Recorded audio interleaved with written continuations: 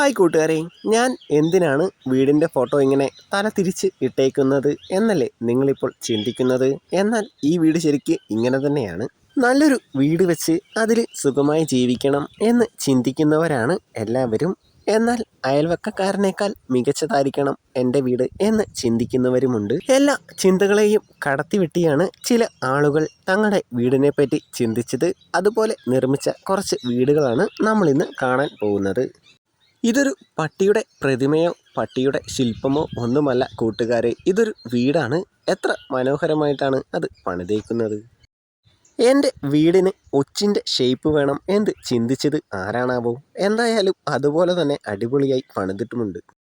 ഇതൊരു ഷൂ അല്ല, ഇതും ഒരു വീടാണ്. കാണുമ്പോൾ ചെറുതായിട്ട് തോന്നുമെങ്കിലും നല്ല വലിപ്പമുള്ള ഒരു 2 നില വീടാണ്. ഇത് പട്ടിയുടെ കൂടൊന്നുമല്ല കേട്ടോ, ഇതും ഒരു വീടാണ്. എന്നാൽ വളരെ മനോഹരമായിട്ട് ആര് കണ്ടാലും ഒന്ന് നോക്കും, അതുപോലെയാണ് വീട് പണിതേക്കുന്നത്. ഒരു പട്ടി തൻ്റെ കൂടിന് വെളിയിലേക്ക് തലയുമിട്ടങ്ങനെ ഇരിക്കുന്നു. എന്താലേ ഓരോരുത്തരുടെ കഴിവേ. മലയുടെ മുകളിൽ ഒരു വീട് പണിത് വെച്ചേക്കെന്ന് നോക്ക്. പോരാത്തതിന് കയറി ചെല്ലാൻ നിറയെ സ്റ്റെപ്പും. ഒരു ദിവസമെടുക്കും മുകളിൽ ചെല്ലാൻ. അതുമല്ല, ഇത്രയും സാധനങ്ങൾ ഈ സ്റ്റെപ്പിലൂടെ കയറ്റി ആ വീട് എങ്ങനെ പണിതു എന്നാണ് ആലോചിക്കുന്നത്. ഒരു ക്യൂട്ട് നായ്ക്കുട്ടിയുടെ രൂപം കാർബോർഡിൽ 5ാം ക്ലാസ്സിൽ പഠിക്കുന്ന കുട്ടി ഉണ്ടാക്കിയതല്ല, ഇതും ഒരു വീടാണ്. ചായക്കപ്പാണെന്ന് വിചാരിച്ച് എടുത്ത് കമത്തരുത്, ഇതും ഒരു വീടാണ്. വളരെ മനോഹരമായ ചെറിയൊരു വീട്. പറക്കുംതളികയിൽ കയറണം എന്ന് ആഗ്രഹമുള്ള ആരുടെയോ വീടാണെന്ന് തോന്നുന്നു. അതുപോലെ തന്നെ വെച്ചിട്ടുണ്ട്. ശരിക്കും പറക്കുംതളിക. ആ കാലുകളെല്ലാം നിൽക്കുന്ന നോക്ക്, പറക്കുംതളിക വന്ന് ഇറങ്ങിയ പോലെയുണ്ട്. ഈ വീട് കാണുമ്പോൾ ആരായാലും ഒന്ന് ചിരിച്ചിട്ട് പോകാനേ തോന്നൂ. കാരണം വീട് എപ്പോഴും ചിരിച്ചപടി നിൽക്കുകയാണ്. അടുത്തത് ഒരു ഹെലികോപ്റ്റർ വീടാണ്. പണി കഴിഞ്ഞിട്ടില്ലാന്ന് തോന്നുന്നു. എന്തായാലും പണി തീരുമ്പോൾ അടിപൊളിയാണ്. കാടിൻ്റെ നടുക്ക് മഞ്ഞ തൊപ്പിയൊക്കെ വെച്ച് ഒരാൾ നോക്കി നിൽക്കുന്ന പോലെയുണ്ടല്ലേ. ഇതും ഒരു വീടാണ് സുഹൃത്തുക്കളെ, അടിപൊളി. ഇത് ഫോട്ടോയാണ്, ഇത് ഫോട്ടോ തന്നെയാണ്. ഇങ്ങനെയൊന്നും പണിയാൻ പറ്റില്ല. എന്താണിത്? ഇങ്ങനെയൊക്കെ എങ്ങനെ പണിയാൻ പറ്റും? ആരെ കൊണ്ട് പറ്റും? എത്ര മനോഹരമായിട്ടാണ് ഒരു വീട് പണിത് വെച്ചേക്കുന്നത്. ആശയം തന്നെ അടിപൊളിയായിട്ടുണ്ട്. ശരിക്കും ഒരു ഷൂ, അതും 2 നില വീടാണ്. അടുത്തതും ഒരു ഷൂ വീടാണ്.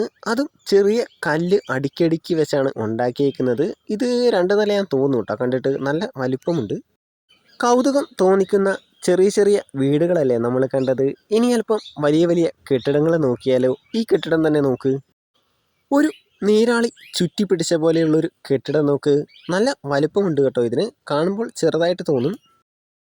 തൂക്കിയെടുത്തിട്ട് പോകാൻ നോക്കണ്ട മക്കളെ, നടക്കില്ല. ഇത് സഞ്ചിയല്ല, ഒരു വലിയ കെട്ടിടമാണ്. കുറേ നിലകളുള്ള ഒരു കെട്ടിടം. വലിയൊരു ഫിഷിൻ്റെ രൂപത്തിൽ വലിയൊരു കെട്ടിടം. ഇതൊക്കെ പണിത എഞ്ചിനീയറെയും പണിക്കാരെയും എല്ലാവരെയും സമ്മതിക്കണം. ഇതാണ് കഴിവ്. ഇത് ഫോട്ടോ ചുരുക്കി പിടിച്ചേക്കുന്നൊന്നും അല്ല കേട്ടോ. ഈ കെട്ടിടം ഇങ്ങനെ തന്നെയാണ്. ഇതൊക്കെ എങ്ങനെയാണ് പണിതത്? കണ്ടാൽ ഇപ്പോൾ വീഴുമെന്ന് തോന്നും. ഒരു കെട്ടിടത്തിൻ്റെ ഉള്ളിൽ വലിയൊരു സ്രാവ് കുടുങ്ങിയ പോലെയാണ് അടുത്ത കെട്ടിടം പണിതേക്കുന്നത്. സ്രാവിൻ്റെ തല മുൻവശത്ത് കാണാം, വാല് സൈഡിലായിട്ടും. ആരോ ഒരു പാവപ്പെട്ടവൻ്റെ ചെറിയ വീടെടുത്ത് ഒരു വലിയ കെട്ടിടത്തിൻ്റെ മുകളിൽ കൊണ്ടുപോയി വെച്ചേക്കുന്നു. ഇനി അവൻ എവിടെ കിടക്കും എന്ന് നമുക്ക് കണ്ടാൽ തോന്നും. എന്നാൽ അങ്ങനെയല്ല, ഈ കെട്ടിടം ഇങ്ങനെയാണ് പണിതേക്കുന്നത്. കല്ലുമഴ പെയ്ത് പാട്ടക്കൂട് ചളുങ്ങിയതായി തോന്നുന്നില്ലേ? എനിക്കങ്ങനെയാണ് തോന്നുന്നത്. എന്നാൽ ഇത് വലിയ കെട്ടിടമാണ്. വെറൈറ്റി വേണം എന്ന് പറഞ്ഞപ്പോൾ ഒരു അപ്പൂപ്പൻ സൈഡിൽ ഇരിക്കുന്ന പോലെ അങ്ങ് പണിതു. ഇത് ചുമ്മാ ഒരു പ്രതിമ അങ്ങ് പണിത് വെച്ചേക്കുന്നതല്ല. ഇതിനുള്ളിൽ റൂമുകളും സംഭവങ്ങളെല്ലാം ഉണ്ട്. കെട്ടിടത്തിൻ്റെ ഒരു ഭാഗം തന്നെയാണ്. പുറമേ നോക്കുമ്പോൾ പ്രതിമയായിട്ട് തോന്നും.